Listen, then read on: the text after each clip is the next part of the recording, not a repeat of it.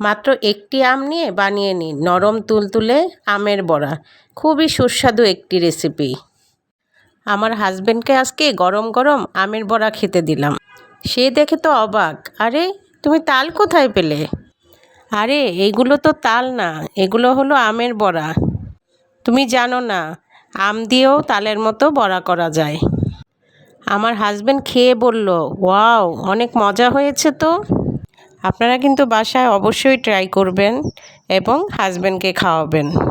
তারাও খেয়ে আপনার অনেক প্রশংসা করবে ইনশাল্লাহ। আপনারা যদি মজার মজার রেসিপি পেতে চান তাহলে অবশ্যই আমার চ্যানেলটি সাবস্ক্রাইব করে দিবেন। সব সময় আমাকে সাপোর্ট করবেন।